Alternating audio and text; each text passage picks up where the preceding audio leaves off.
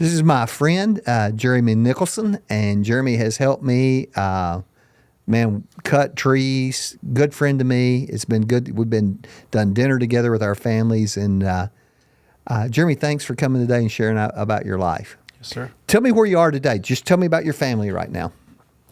So, been coming to TheRoad for about 3 years now. Pretty active and come to the Friday morning BRP. I'm a table leader there and Married? Married.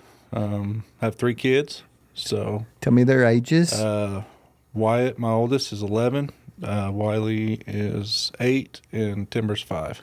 And you work a job and then you own a couple of businesses. Yeah, so I work out at Tinker. I work from home, and then my dad and I own a tree company, and me and my brother and my dad own a roofing company. So you're pretty busy. Yes, sir. 3 kids, Yep. a lot of work, and I know that your life has been through a pretty big transformation in your pursuit of Jesus. So walk me back to the time in your life before you were really pursuing Him, and tell me what it was like for Jeremy at that time.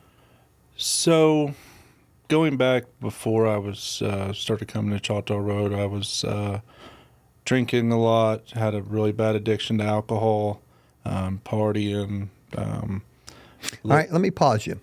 You say you had an addiction to alcohol. Give me a picture of how often alcohol was part of your life. So, it wasn't during the week. It was the weekends. But when I started drinking, it started out socially, but then whether it be football or the lake or whatever, I would have 1, then 2, then a 6-pack, then a 12-pack, and then the next thing you know, by the evening time, I was drunk, and that just became a every weekend occurrence. So I have a family member, and the one was the one. If he never drank the first one, but once that first domino fell, it was like Katie barred the door. That he would be almost blackout drunk if he ever got the first one. So weekends, a big drinker on the weekends, and it was a part of everything in life. Yes, sir. So where did that take you, Jeremy?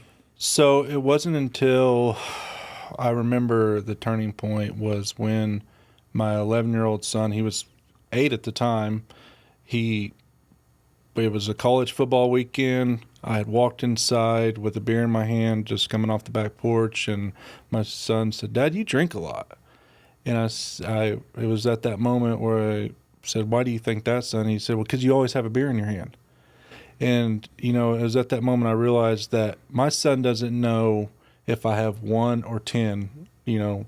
If I have a beer in my hand, that's all he sees. And if I have a beer in my hand all the time, and I'm telling him that it's not okay to drink, and I'm sitting here drinking. And all weekend long, I have a beer in my hand. Right. So, and I feel like the Lord just used my son to Speak that to me. And then it was at that point that I realized, man, I do have a problem. I've got my 8-year-old son calling me out on this. It was at that point. Okay, so you got to make a choice at that point. This is our choose your hard. So walk me through making that choice. What did you do? Did you just put it down right then, or was it a journey? How did that look for you? It was a journey. I still struggled with it. I will say it was just kind of like weaning myself off of it in a sense. Mm-hmm. And then was there anybody else in your life going, "Keep going, Jeremy, do this," or was it just you? Well, it was just, you get around, my friends, I surrounded myself with those people that drink all the time. And then, when you're around that, you want to be there. Yeah. Yeah. Anybody telling you put it down? My mother. Your mama. Yeah. Tell God. Yeah. My mom, just about every weekend, she would see me drinking. She'd say, "I'm praying for you. You need to do the right thing. I'm praying for you. You need to do the right thing." Wow. And then I was like, "Mom, leave me alone. Right. I'm grown. I think I know what's best." My mom, and it wasn't my mom that I listened to. It was my 8-year-old son. So yeah, but God knew. Yeah. God knew. Yeah. So tell me what changed. So I quit drinking, and then I don't remember what service it was, but I just started coming to Choctaw Road, and I don't remember what sermon it was. I believe it was when we were talking about. It might have been Choose Your Heart or the parent. I don't remember what series it was. Either way, I came down front and I just told Victor my struggles and what I was dealing with. And he said, "Man, let's start meeting on Tuesdays for lunch." I remember this. Y'all were doing lunch together. Yeah. Yes, sir. Yep. I do. So started meeting Victor every Tuesday, and just that helped me a lot. Victor would call and check on me. And then about couple months went by, he introduced me to Matthew. He's like, "Hey, I think you need to talk to Matthew." And Matthew reached out to me and invited me to Friday mornings. And so I started coming to Friday mornings, and then I found it. I'm going to pause you Okay. right there. I want to ask you a question because you and I have talked about this. How hard was that first Friday morning? Very tough. I dreaded coming. I was stressed out from when Matthew told me, "You better be there Friday morning." And I thought, oh boy, I don't know anything about the Bible. It's gonna reveal what I really know, and I'm embarrassed by it. But I went, and I realized there's a lot of men in here just like me, and I they love had it. the same struggles.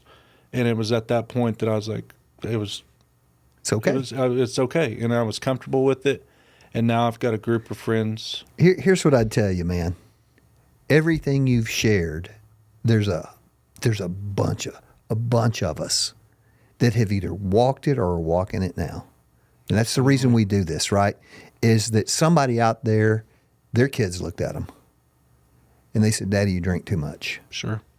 There's somebody out there, and their excuse for not finding a church or a Bible study or a men's group or something is, I'm going to be embarrassed, put on the spot.